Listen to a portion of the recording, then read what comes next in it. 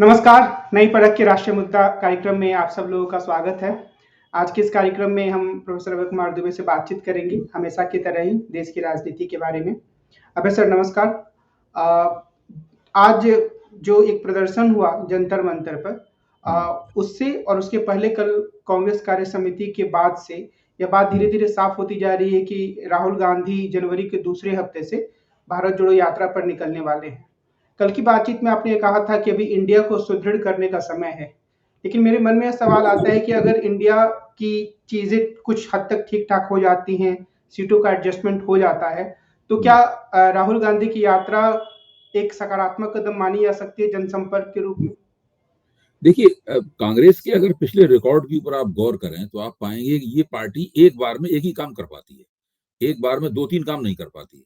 आपको याद होगा जिस वक्त राहुल गांधी की भारत जोड़ो यात्रा चल रही थी, तो उस वक्त गुजरात की चुनावी मुहिम ठीक से नहीं चलाई गई। कांग्रेस वहां लड़ती हुई नजर नहीं आई क्योंकि ज्यादातर कांग्रेसी कार्यकर्ता इधर व्यस्त थे। अगर भारत जोड़ो यात्रा भी होती रहती और गुजरात की चुनावी मुहिम भी चलती, तो परिणाम कुछ थोड़े से भिन्न होते, इस तरीके के परिणाम नहीं होते। इसी तरीके से इस बार जब विधानसभा के चुनाव चल रहे थे, तो विधानसभा की मुहिम चलाई जा रही थी और इंडिया गठबंधन की गतिविधियां ठप हो गई थी, उधर कुछ भी नहीं हो रहा था। अगर ये बात आपकी सही है कि अगर इंडिया गठबंधन की गतिविधियां भी लगातार चलाई जाती रहें, अगर जो सीटों का गठजोड़ है उसकी पेचीदगी को सुलझाने के लिए कमेटियां बना दी जाएं, नेता नियुक्त कर दिए जाएं, अगर बातचीत वगैरह सब चलती रहे, अगर कांग्रेस के कार्यकर्ता अपने अपने क्षेत्रों में चुनाव की तैयारियों में भी लगे रहें, फिर राहुल गांधी की अगर पदयात्रा हो तो वो उसके अंदर कुछ जोड़ेगी। अब ये नहीं हो सकता कि केवल राहुल गांधी की पदयात्रा हो रही है और उसके अंदर कांग्रेस का कार्यकर्ता जगह जगह फंसा हुआ है, और जबकि समय है चुनाव की तैयारी करने का, समय है गठजोड़ की रणनीति बनाने का, विपक्षी एकता को राष्ट्रीय मंच पे लाने का ये समय है। तो मैंने इस दृष्टि से अपनी बात कही थी। आपकी बात इस लिहाज से सही है कि अगर भारत जोड़ो यात्रा एक पूरक या आनुषंगिक गतिविधि के तौर पर आयोजित की जाती है, उसका दूसरा हिस्सा आयोजित किया जाता है और दूसरी चुनावी तैयारियां ठप नहीं होती हैं और इंडिया गठबंधन की गतिविधियां ठप नहीं होती हैं, तब तो इसका फायदा होगा, क्योंकि अपने आप में फिर एक जनसंपर्क अभियान है, फिर ये पूरी चुनावी तैयारी का और विपक्षी एकता का ही एक हिस्सा बन जाएगा। क्या इस तरह की यात्रा में, क्योंकि ऐसा लग रहा है कि ये जो संभावित यात्रा होने वाली है, वो उन राज्यों से होकर गुजरेगी जहाँ पर कांग्रेस के सहयोगी दल या इंडिया के घटक दल ज़्यादा मजबूत स्थिति में हैं। तो क्या कांग्रेस को और बेहतर समन्वय करने की ज़रूरत होगी ताकि वो दल खतरा महसूस ना करें कि हमारे आधार क्षेत्र में देखिए, घुसपैठ मैं कर तो ये मानता हूं कि भाजपा विरोधी विपक्ष की एकता, उसकी गेंद मुख्य तौर पर कांग्रेस को ही खेलनी है। दूसरे दल अपने, देखिए इंडिया गठबंधन में किस तरह के दल हैं, जरा इंडिया गठबंधन के ऊपर गौर कीजिए। इसमें एक बड़ी राष्ट्रीय पार्टी है, एक ऐसी पार्टी है जो कि 2 राज्यों में प्रभावी है, उसके बाद बाकी जितने भी दल हैं सब एक एक राज्य के दल हैं, यानी क्षेत्रीय दल हैं बाकी। ये इस तरह की पार्टी, तो इसमें सबसे ज्यादा जिम्मेदारी कांग्रेस की है।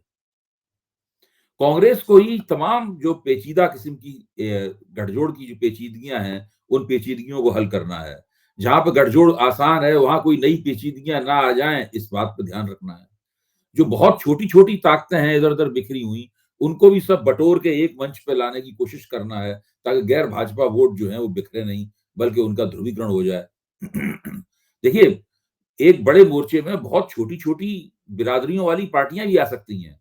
खुद भाजपा के नेतृत्व वाला एनडीए इस बात का गवाह है कि उसमें कितनी छोटी छोटी पार्टियां, यानी एक कुछ पार्टियां तो, कई पार्टियां तो ऐसी हैं जिनको एक एक लोकसभा सीट जीतने की भी उनमें क्षमता नहीं है।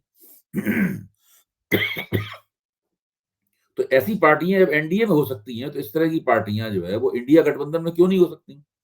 इंडिया गठबंधन का तो मकसद ये होना चाहिए कि ज्यादा से ज्यादा ऐसा वोट जो कि भारतीय जनता पार्टी के साथ नहीं है बिखरे नहीं, बल्कि एक झंडे के नीचे आए और एक इस तरीके से पूरी चुनावी बिसात बिछाई जाए कि कुछ एक वोट भी बर्बाद ना हो। तो ये काम केवल कांग्रेस ही कर सकती है। आज राहुल गांधी के बारे में खबर आई कि उन्होंने नीतीश कुमार से बातचीत की और उसको इस तरीके से प्रस्तुत किया गया मीडिया में कि जो नीतीश कुमार थोड़े नाराज थे कि प्रधानमंत्री पद के लिए खड़गे का नाम चल रहा है, उनको शांत करने के लिए या उनको एक महत्व देने के लिए फ़ोन किया गया। तो मेरा सवाल यह है कि क्या इंडिया गठबंधन के लिहाज से ज़्यादा मुफ़ीद यही लगता है कि वो किसी को प्रधानमंत्री घोषित ना करें और एक सामूहिक नेतृत्व में चुनाव में जाएँ? देखिए, मुझे तो यही लगता है कि जब तक अगर इंडिया गठबंधन के पूरे 28 दल या जो भी नए दल उसमें शामिल हो रहे हैं, वो सारे के सारे एक चेहरे के ऊपर विश्वास के साथ सहमत ना हों, तब तक कोई नाम घोषित करने की ज़रूरत नहीं। अगर वो मल्लिकार्जुन खड़गे के नाम पर सहमत होते हैं, तो उनका नाम घोषित करने में भी मुझे कोई ऐतराज़ नहीं लगता। फिर तो जम के उनके नाम को घोषित किया जाना चाहिए। अब आज जिस तरह वो जंतर-मंतर पे भाषण दे रहे थे मल्लिकार्जुन खड़गे, वो बता रहा था कि उनके अंदर भाषण देने की कितनी बेहतरीन कला है। वो बिल्कुल मुद्दे पे बोल रहे थे और उनकी आवाज़ में भी बहुत दम थी और अगर ऐसे और जिस तरह की वो बात कर रहे थे उससे भी लग रहा था कि वो एक अच्छा चेहरा बन सकते हैं। लेकिन ज़रूरी ये है कि सारी की सारी क्षेत्रीय पार्टियाँ, उसमें नीतीश कुमार भी शामिल हैं, उसमें लालू यादव की पार्टी भी शामिल है, उसमें दक्षिण भारत की पार्टियाँ भी शामिल हैं, उसमें उत्तर भारत की पार्टियाँ भी शामिल हैं। वो सारी की सारी पार्टियाँ इस बात पे राज़ी हो जाएँ कि खड़गे साहब ही नरेंद्र मोदी के मुकाबले प्रधानमंत्री पद के विपक्ष के उम्मीदवार होंगे। फिर तो उनकी उम्मीदवारी एक तरह के गेम चेंजर भी हो सकती है। फिर मायावती के लिए बड़ी मुश्किल होगी कि वो कैसे इस गठजोड़ से दूर रहें। पहली बार एक दलित को देश की सभी पार्टियां प्रधानमंत्री पद का उम्मीदवार बना रही हैं, तो मायावती को भी उसके साथ में आना पड़ेगा, वरना सफाइयां देनी पड़ेंगी, उनको उनके लिए तर्क जुटाना मुश्किल हो जाएगा। मायावती के जनाधार में से भी आवाज उठेगी कि भाई खड़गे साहब का समर्थन किया जाए। तो उसमें कई चीजें उसमें हो सकती हैं, सब कुछ भविष्य के घर में छिपा हुआ है, लेकिन हम लोग अंदाजा तो लगा ही सकते हैं कि क्या क्या हो सकता है। और ये जो आज जब खड़गे साहब भाषण दे रहे थे तो उन्होंने उपराष्ट्रपति का परोक्ष तरीके से ज़िक्र करते हुए अपनी दलित अस्मिता को भी सामने लाने की कोशिश की कि मुझे भी कई बार बोलने नहीं दिया जाता है, लेकिन क्या मुझे ये कहना चाहिए कि दलित होने के कारण मुझे नहीं बोलने दिया जाता है? नहीं, वो तो जो उपराष्ट्रपति ने जिस तरीके से अपनी जाट अस्मिता और किसान आंदोलन वाली किसान नेता वाली बात कही है, उसका बड़ा ही उन्होंने माकूल जवाब दिया। पहले भी वो ये बात कहते रहे हैं। केवल बात ये नहीं है कि वो दलित हैं। देखिए, खड़गे वो तो उनकी उम्मीदवारी में एक विशेष उस उम्मीदवार की एक विशेष योग्यता है। खड़गे साहब जब मंच पे आएँगे, राष्ट्रीय मंच पे आएँगे उम्मीदवार के तौर पे, तो बहुत सारे पहलू होंगे। भाई, देश की सबसे भाजपा के बाद सबसे बड़ी पार्टी के वो राष्ट्रीय अध्यक्ष हैं। वो दक्षिण भारत के होते हुए भी एक उत्तर भारतीय नेता की तरह हिंदी में बोल सकते हैं, अपनी बात को लोगों के सामने रख सकते हैं। तो उसमें बहुत सारी ऐसी खूबियाँ हैं खड़गे साहब में। वो मराठी भी बोल सकते हैं, महाराष्ट्र में जाएँगे तो मराठी में भाषण देंगे। कन्नड़ तो उनकी मातृभाषा है ही।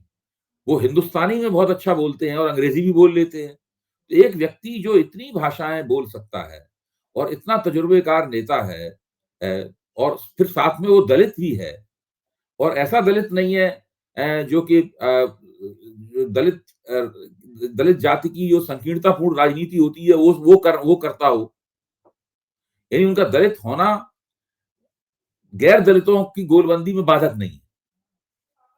ऐसा नहीं है कि उनका अगर दलित होने से गैर दलित जो है इस बात पे नाराज हो जाएंगे, अच्छा एक दलित को बना दिया। तो ये उनके अंदर बड़ी खूबियां हैं उनके अंदर। इस लिहाज से मैं कहूंगा कि वो सोशल साइंस की भाषा में वो काफी कॉस्मोपॉलिटन किस्म की शख्सियत है।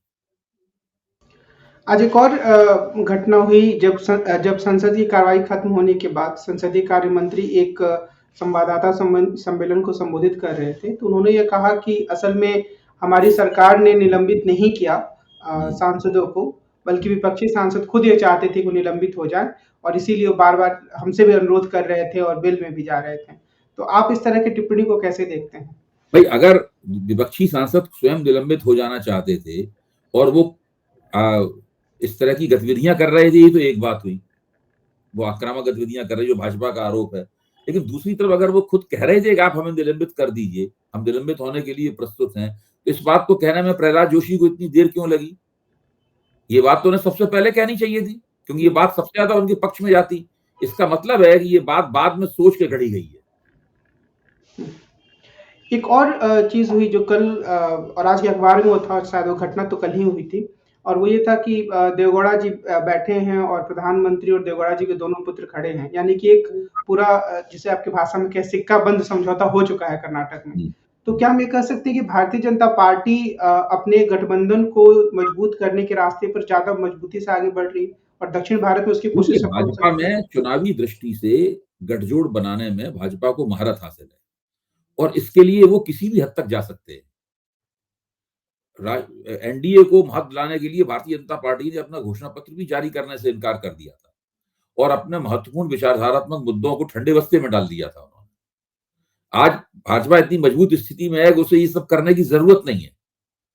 एक तरह से भाजपा का घोषणा पत्र ही एनडीए का घोषणा पत्र बन गया है, उलट गया है पूरा का पूरा मामला। अब देखिए, देवगौड़ा की स्थिति यह है कि वो लगातार कई चुनावों में उनकी पार्टी बहुत खराब प्रदर्शन कर रही है। अगर लोकसभा चुनाव में फिर से उनकी पार्टी ने खराब प्रदर्शन किया तो उनकी प्रासंगिकता ही समाप्त हो जाएगी। इसलिए उन्होंने लपक कर भारतीय जनता पार्टी के साथ समझौता किया कि किसी तरीके से उनकी प्रासंगिकता बनी रहे, वरना अगर वो अकेले लड़ेंगे तो फिर कांग्रेस ने विधानसभा चुनाव में उनका बहुत सारा वोट अपनी ओर खींच लिया था और बाकी वोट जो है वो भाजपा में चला जाएगा, देवगौड़ा को कुछ भी नहीं मिलेगा। इसलिए उनके लिए समझौता करना जरूरी है। भाजपा ने भी इस बात को समझा, उनकी बेचैनी को समझा, वो इतने कितने व्याकुल है इस बात को समझा और उनको समझौते की टेबल पे बैठा लिया और दोनों के बीच में समझौता हो गया। क्या भाजपा को और अन्य राज्यों में भी कुछ साझेदार मिल सकते हैं? मिसाल के तौर पर उड़ीसा में या पंजाब में या कुछ और, आपको क्या लगता है? भाई, पंजाब में भाजपा को कौन सा साझेदार मिलेगा? उनकी पंजाब में उनकी साझेदार है अकाली दल। हुँ। अकाली दल से उनकी बात बन नहीं रही है। अकाली दल और भाजपा मिलकर लड़े तो पंजाब में एक मजबूत स्थिति में आएंगे। हुँ। अकाली दल अपनी खस्ता स्थिति से भी नहीं उबर पा रहा है। अभी अभी कुछ दिन पहले तक तो वो बेअदबी वाले मामले में सुखबीर सिंह बादल अपनी सफाई दे रहे थे, हुँ। माफी मांग रहे थे कि भाई हम अपने जमाने में बेअदबी करने वालों को हम पकड़ नहीं पाए, सजा नहीं दे पाए। हुँ। मतलब उस घटना की इतने दिन बियाबान में रहने के बाद अब उनको माफी मांगने की मजबूरी में उन्हें माफी मांगनी पड़ी है। तो हुँ। अकाली दल खराब हालत में है, फिर भी भाजपा उसके साथ समझौता कर लेगी। हुँ। लेकिन अभी जो जिस तरह से सांसदों का निलंबन किया गया है, उसमें अकाली दल ने भी उसका विरोध किया है। जो सुखबीर सिंह बादल की पत्नी है, जो केंद्रीय मंत्री रह चुकी हैं, हुँ। हरसिमरत तो कौर। उन्होंने ये तक कहा है कि ये तो पूरा लोकतंत्र का कब्रिस्तान बना दिया है इन्होंने हुँ। इस संसद को। तो अकाली दल से उनका समझौता वहां पंजाब में होने वाला नहीं है। तमिलनाडु में वो अन्ना द्रमुक के साथ थे, लेकिन उन्होंने सनातन सनातन की इतनी ज्यादा गुहार लगाई कि अन्ना द्रमुक को उनसे अलग हो जाना पड़ा तमिलनाडु की स्थानीय राजनीति को देखते हुए।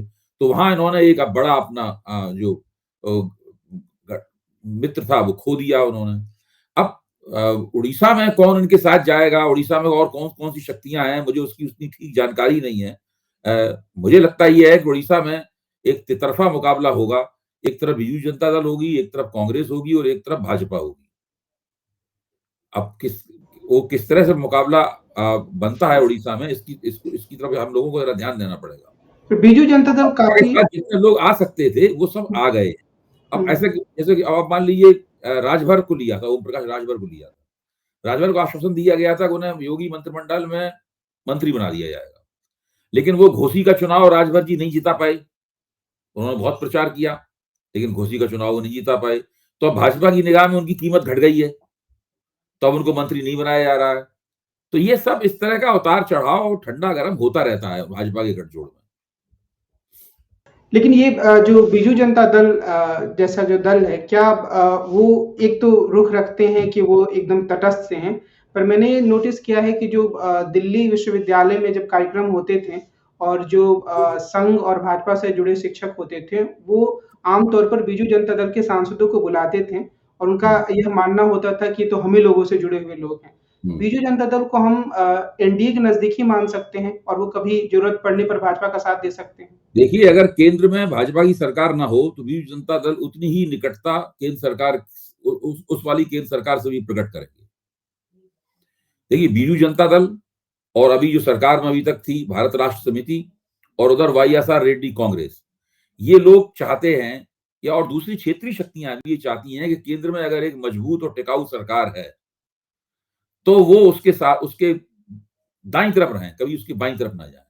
इनकी हमेशा कोशिश होती है, लेकिन इसका मतलब ये नहीं है कि वो चुनाव लड़ने में कोई रू रियायत करेंगे।